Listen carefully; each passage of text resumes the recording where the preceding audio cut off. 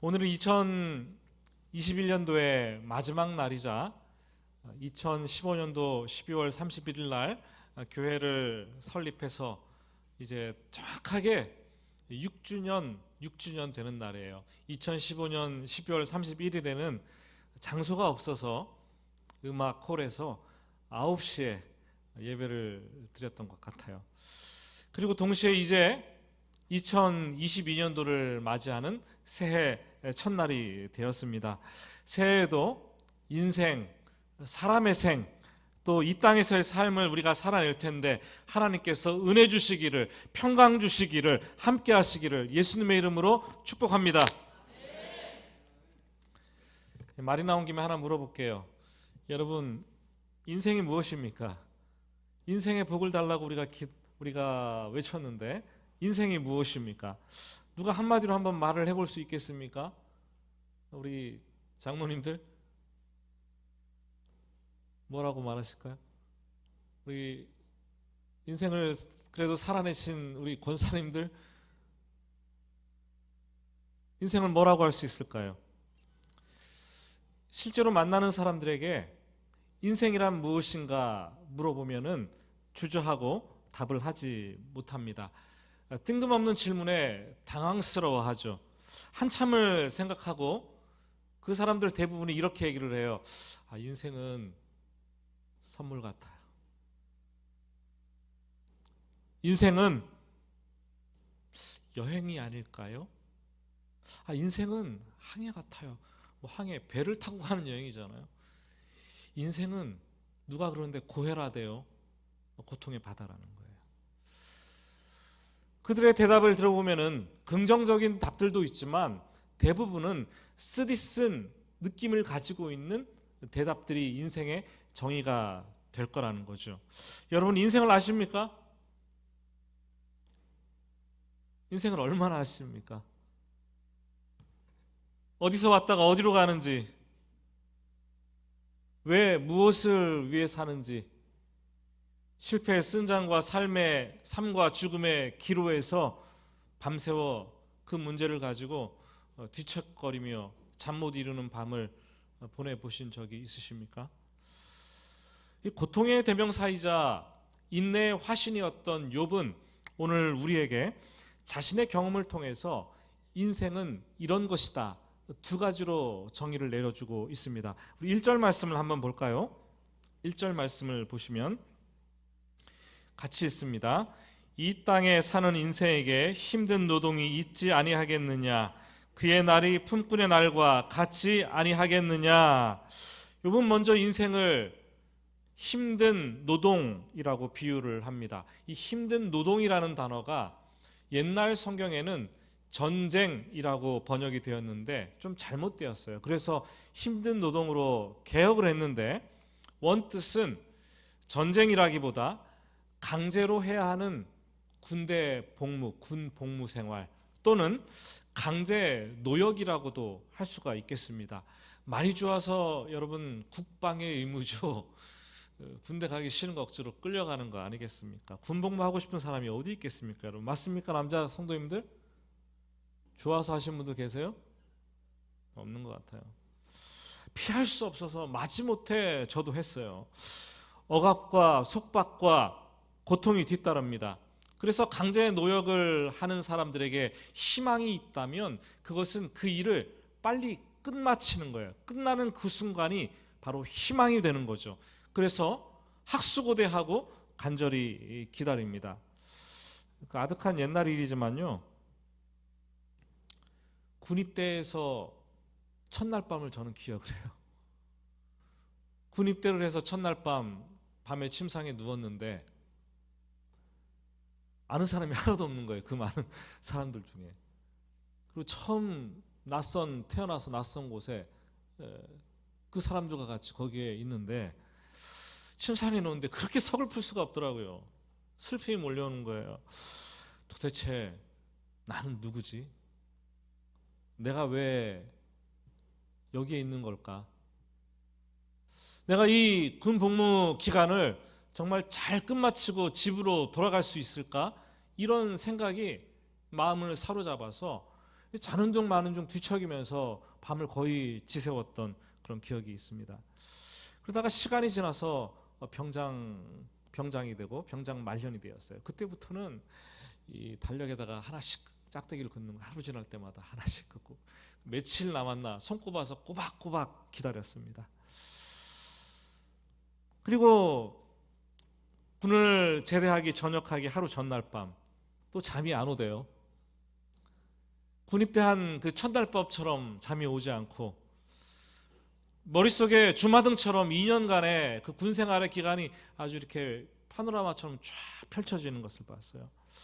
그토록 힘들었던 시간들을 잘 겪어냈다는 대견함과 이제는 내일이면은 드디어 사제인간이 되었다는, 이 민간인이 되었다는 이 설레임이 가슴에 막 물밀듯이 밀려오는데, 그 순간 갑자기 살짝 드는 걱정이 하나 있었어요. 뭔지 아십니까? 그 걱정이 설마 오늘 밤 북한이 쳐들어오는 것은 아닌가? 그래서 내 이 저녁이 연기되는 것은 아닌가? 제발 김정일이 하루만 더 참아야 될 텐데, 뭐 이런 생각까지 막 밀려오는 거였어요. 여러분, 이 강제 노동을 하는 사람들은, 노역을 하는 사람들은 억지로 하는 것이기 때문에 그 일이 끝나는 것을 학수고대합니다. 그 일이 끝나는 것이 희망이죠. 희망의 끈을 놓지 않는 거예요. 욥은 인생이 그런 거라고 얘기를 합니다. 1절 하반절에서 또다시 욥은 인생의 정의를 내리는데, 인생은 품꾼의 날과 같다고 얘기를 합니다. 품꾼은 오랜 기간 강제 노역을 하는 사람들보다는 낫지만 그들도 매여 있기는 매 한 가지죠. 하루 열심히 벌어가지고 하루 수당을 받아가지고 먹고 사는 사람들이 품꾼 아닙니까? 피할 수 없어서 힘든 노동을 하는 거예요. 그들의 마음은 낮에 열심히 일하지만 그들의 마음은 이 초점이 저녁, 밤에 가 있어요. 낮에 내가 열심히 일해서 시간이 지나서 저녁이 되면 내가 이 노동을 끝나고 쉴 수 있을 것이다. 안식할 수 있을 것이다. 여기에 온갖 초점이 맞춰져 있습니다. 그래서 그들은 밤이 오기를 간절히 학수고대합니다. 밤이 오면 쉴 수 있기 때문에. 인간에게 쉼은 너무나 중요하잖아요. 오늘도 2022년 새해를 우리가 이렇게 맞이하게 됐는데, 캘린더를 지난주에 받으셨을 텐데 캘린더를 딱 받으면 여러분 뭐를 확인합니까? 제일 먼저 확인하는 게 올해는 쉬는 날이 도대체 며칠이 되는가? 1월 달부터 넘겨가면서 쉬는 날을 확인하는 거예요. 참, 쉬는 날, 공휴일, 또 대체 공휴일하고 연결되어서 며칠이나 쉴 수 있을까? 큰 관심사예요. 알려드릴게요. 제가 올해 2월 달이 되면 구정이 들어있는데요, 그때 연차 휴가를 내시면 9일 연휴를 쉴 수 있대요. 대박이죠? 와우, 대박입니다. 여러분, 놀랍지 않습니까? 쉬는 것이 우리의 참 희망이에요.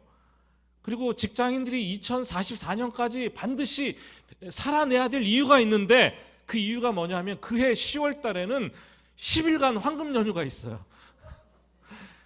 쉼이 주어진다는 거예요. 벌써 2044년을 기대하면서 우리 이 땅을 살아가고 있다는 거예요. 인간에게 쉼은 중요해요. 힘든 노동을 하는 품꾼들에게 그래서 밤이 희망인 거죠. 뿐만 아니라 밤이 희망인 것은 낮에 열심히 일하고 밤이 시작하게 되면 품삯을 받기 때문에, 품삯을 갖고 먹을 수 있고 살 수 있는 것을 구입할 수 있기 때문에 감사와 감격의 순간이 도래한다는 거죠.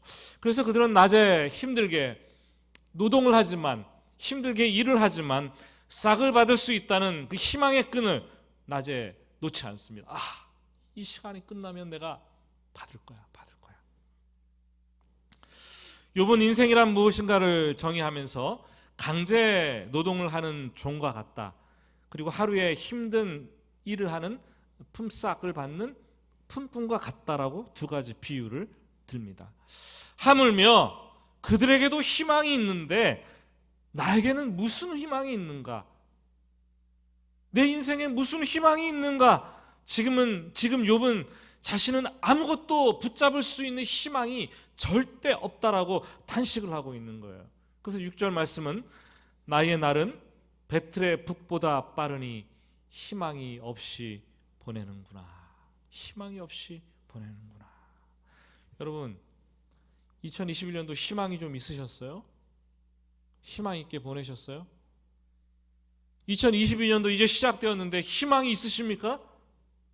희망 있게 보낼 수 있으세요?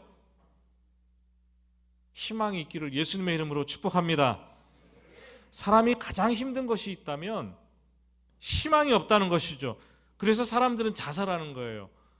용기가 없는 사람들이 자살하는 것이 아니라 희망이 없어서 견딜 힘이 없는 사람들이, 버틸 힘이 없는 사람들이 자살을 하게 되는 거죠. 쥐 한 마리도 잡아서 캄캄한 독 속에 집어넣어 보면, 뚜껑을 탁 닫으면 쥐가 3분 만에 죽는데요. 근데 거기 바늘구멍만한 구멍이 있어서 빗줄기가 그 안에 들어가면 36시간을 산대요. 왜요? 죽음 앞에서조차 희망은 생명을 부재할 수 있는 힘이 있기 때문에, 희망이 있고 없고는 그토록 차이가 있다는 거예요. 여러분, 2022년도 시작됐는데 이 희망을 잃지 않고 살아가시기를 주님의 이름으로 다시 한번 축복합니다. 그러나 욥은 희망이 없다라는 거예요. 그래서 3절과 4절은 말씀을 보면 욥의 상태를 적나라하게 현실적으로 얘기를 해주고 있습니다. 한번 3절과 4절 말씀을 우리 큰 목소리로 읽어보겠습니다. 이와 같이 내가 여러 달째 고통을 받으니 고달픈 밤이 내게 작정되었구나. 내가 누울 때면 말하기를 언제나 일어날까, 언제나 밤이 갈까 하며 새벽까지 이리 뒤척 저리 뒤척 하는구나. 종과 품꾼은 밤에 쉬고 밤에 자기라기도 하지요. 지금 욥은 나 자신은 희망이 없고 잠조차 이루지 못한다라고 고백합니다. 날밤을 지새우면서 이리 놓았다가 저리 놓았다가 불면증에 시달리면서 잠을 못 자고 있어요. 여러분 가운데서도 그렇게 말씀하시는 분들이 있을 거예요. 나는 머리만 기대면 아무 데서나 잠이 막 금방 쓱 1분 안에 잡니다. 축복인 줄 믿으시기 바랍니다. 그런데 어떤 분은 하루가 멀다 하고 이 불면증에 걸려서 잠을 이루지 못하는 성도님들이 있어요. 우리 교회에도 그런 성도님들이 더러더러 제가 알기로도 꽤 많이 있는 것을 봅니다. 너무나 안타깝습니다. 그분들에게는 두 가지 이유가 있어요. 불면의 밤을 보내는 이유는 몸이 건강하지 못해서, 그거 아니면 근심 걱정이 마음속에 가득해서 그것 때문에 잠을 이루지 못하는 거죠. 그래서 신경안정제나 수면제를 먹고 잠을 자려고 하지만 그조차도 듣지 않을 때가 있어요. 그때뿐입니다. 그러므로 하나님께서 밤에 평안히 눕고 잠을 잘 수 있도록 해주셔야 되고, 그게 인생의 큰 복락이라는 거예요. 시편 기자는 그렇게 고백했잖아요. 저도 코로나 백신 2차까지 맞았는데 10월 5일 날 2차를 맞았어요. 1차는 간지럽다가 끝나더라고요. 2차를 딱 맞았더니 방심하고 타이레놀도 먹지 않고 하루를 지냈는데 그 다음 날부터 아프기 시작하는데 열이 오르락 내리락 그러면서 이 호르몬의 변화가 있는지 감정이 무기력 상태로 다운되더라고요. 그리고 찾아오는 게 불면증이었어요.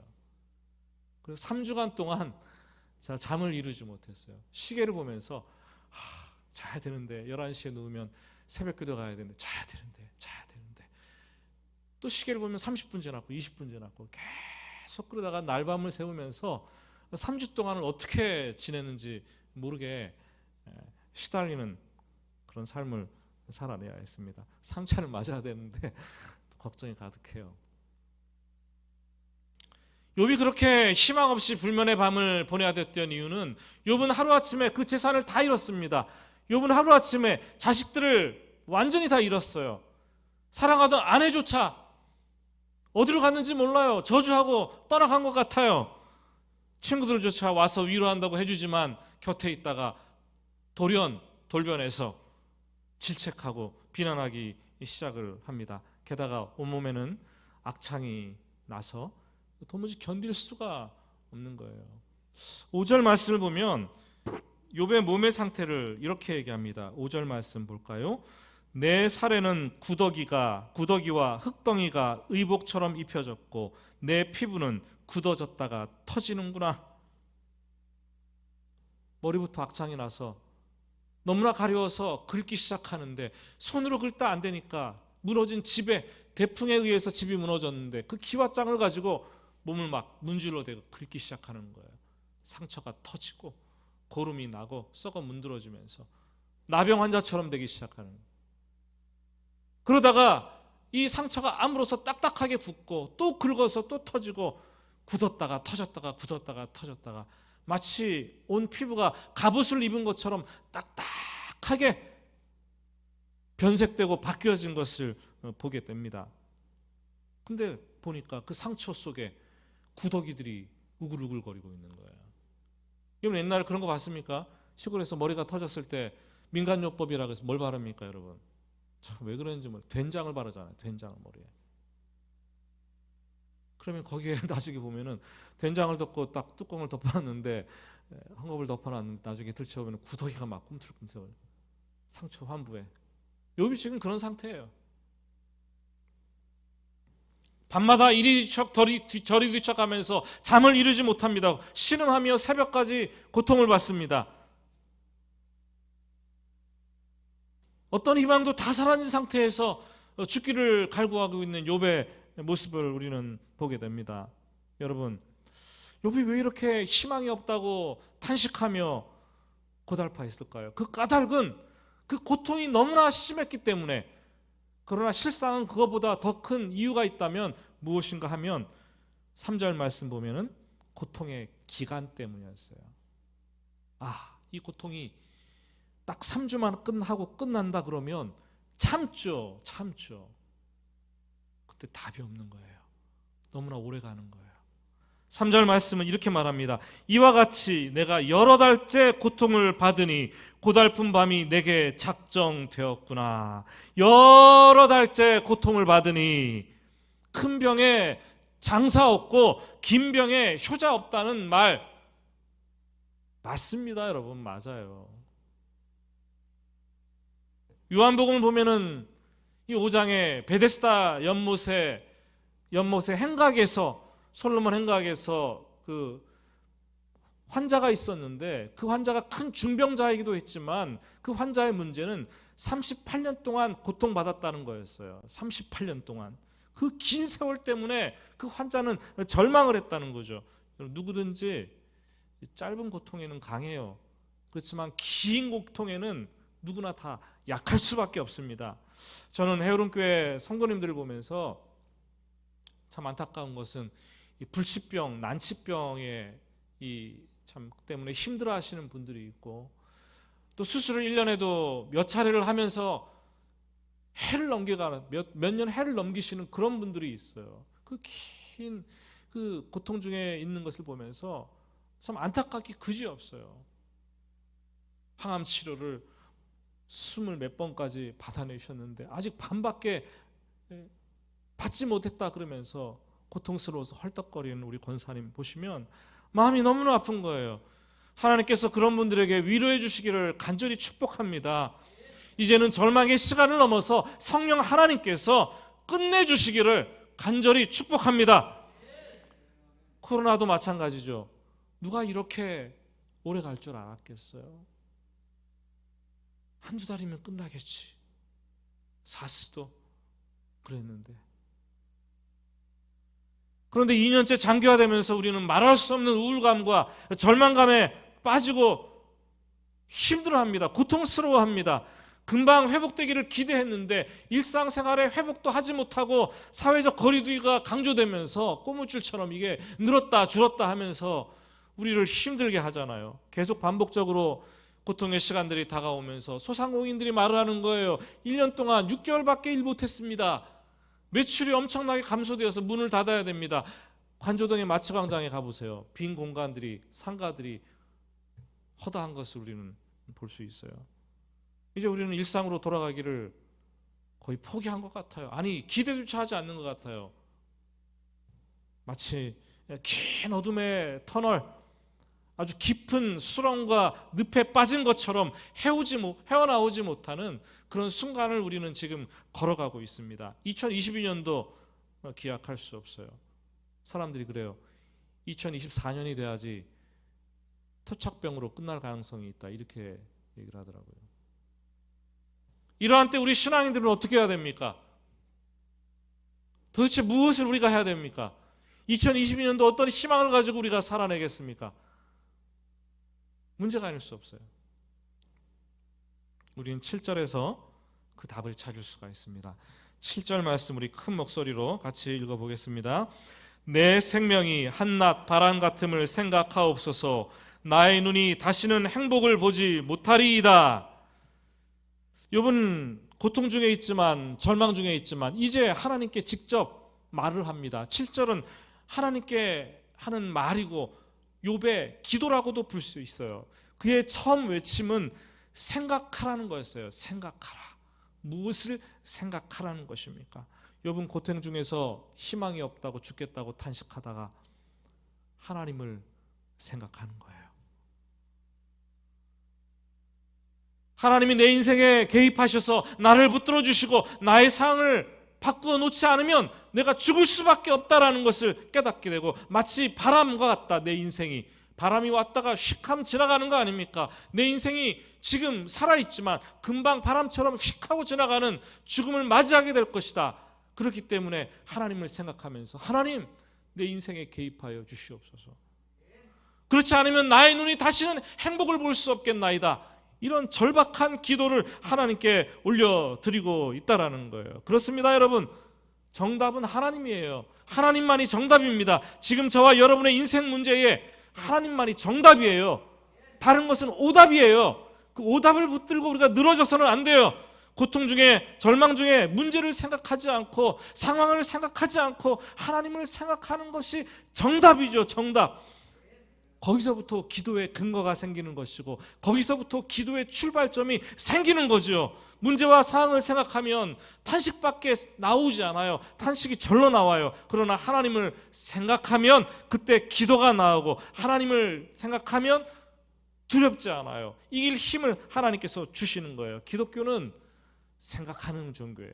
신앙은 생각하는 곳에서부터, 믿음은 생각하는 곳에서부터 시작되는 거죠. 내가 하나님을 생각하고 하나님께서 나를 생각해 주시고 하나님께서 내 인생에 개입해 주시면 그때 비로소 문제가 풀려지는 거예요. 여러분들이 고통 중에 있는데 세상의 여러 가지 일들로 만시차이가 되고 상치투성이가 되었는데, 그래서 오늘도 이리 뒤척 저리 뒤척 밤을 지새우면서 새벽까지 뜬 눈으로 밤을 지새우는데, 아직 내 인생의 주인이신 하나님, 만유보다 크신 하나님, 이 문제보다 비교할 수 없는 하나님, 그 하나님을 생각하거나 그 하나님을 기억할 엄두조차 내지 못한다면, 누군가 와서 여러분들의 뒤통수를 아주 탁 하고 후려 갈기면서 하나님을 생각하십시오, 하나님을 기억하십시오, 그렇게 말을 해줘야 돼요. 깨닫게 해줘야 되는 거예요. 지금 여러분 어떤 문제 때문에 고통 중에 있고 절망 중에 있고 희망이 없다면, 지금 하나님께서 여러분들의 뒤통수 한번 탁 내리쳐야 돼요. 야, 이놈아, 죄송합니다. 그래서 나를 생각해라. 네 문제보다 훨씬 큰 내가 있지 않냐. 내가 너를 생각하면 너의 문제는 풀려지는 것이고, 내가 개입하면 내 인생은 그냥 문제가 되지 않는 거다. 주님께서 말해주는 거예요. 말씀을 마치면서 같은 맥락에서 사도행전 바울 얘기를 잠깐 하려고 합니다. 사도행전 뒷부분을 가보면 22장부터 26장까지 바울이 잡혀가지고 2년 동안 계속 고발하고 송사를 하고 재판을 하는 과정을 나옵니다. 그 2년 동안이 얼마나 고달프고 힘든 시간이었겠습니까? 그리고 결국 바울이 로마 황제 가이사에게 이 상소를 합니다. 상소를 해요. 그래서 죄인의 신분으로 로마에 가게 되는 거죠. 근데 그것조차 놀라운 거예요. 바울이 어떻게 혼자 로마에 가겠어요? 유대인들이 가기만 하면 돌로 쳐서 죽이려고 하는데, 눈에 띄기만 하면. 그런데 하나님은 죄인이 신분이 되어서 이 군인들에 의해서 호송되게 하고 돈도 하나도 안 들고 배 타고 로마에 가게 하는 거예요. 하나님은 그렇게 일하시는 분이에요. 어쨌거나 이 바울이 배를 타고 가이사라를 떠나가지고 로마가 있는 이탈리아 반도를 향해서 갑니다. 그 배를 있는 사람들은 로마 군대 백부장 율리오, 100명을 거느린 군사 율리오와 함께 이 군사들 그리고 수많은 죄수들 총 276명의 사람들이 그 배에 타고 출항을 했어요. 그런데 가다가 그만 그레데 해안에 이 걸쳐서 끼고 여행을 항해를 해나갈 때 갑자기 유라굴로가 불어옵니다. 유라굴로는 미친 바람이라는 뜻이에요. 미친 바람이 광풍이 막 불어오는 거예요. 우리도 인생을 항해할 때 미친 바람이 불어오잖아요. 그래서 다 파산할 지경이 되잖아요. 그런 상황이 되었어요. 그래서 배의 짐과 기구들을 하나씩 다 버리기 시작합니다. 몸뚱아리만 남겨두는 거예요. 파손될까, 이리저리 암초에 걸릴까 흔들리고 기진맥진해서 거의 죽을 지경이 다 되었습니다. 그 상황을 긴박하게 묘사하는데 사도행전 27장 20절부터 25절까지를 한번 우리 같이 한번 읽어보겠습니다. 같이 제가 한 절 읽고 여러분이 한 절 읽고 읽어보겠습니다.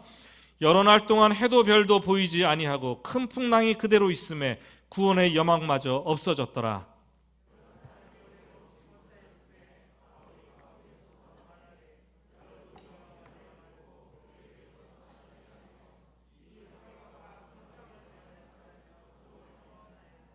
내가 너희를 권하노니 이제는 안심하라. 너희 중 아무도 생명에는 아무런 손상이 없겠고 오직 배뿐이리라.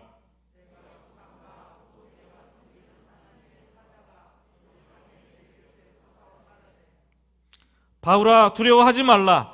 내가 가이사 앞에 서야 하겠고 또 하나님께서 너와 함께 항해하는 자를 다 내게 주셨다 하셨으니 그러므로 여러분이여 안심하라. 나는 내게 말씀하신 그대로 되리라고 하나님을 믿노라. 분명히 아셔야 될 것은 하나님과 함께하는 그 인생의 항해 가운데서도 이 풍랑이 불어옵니다. 유라굴라 광풍이 미친 듯이 불어오는 그것이 인생입니다. 그러나 그때 바울은 하나님을 생각했어요.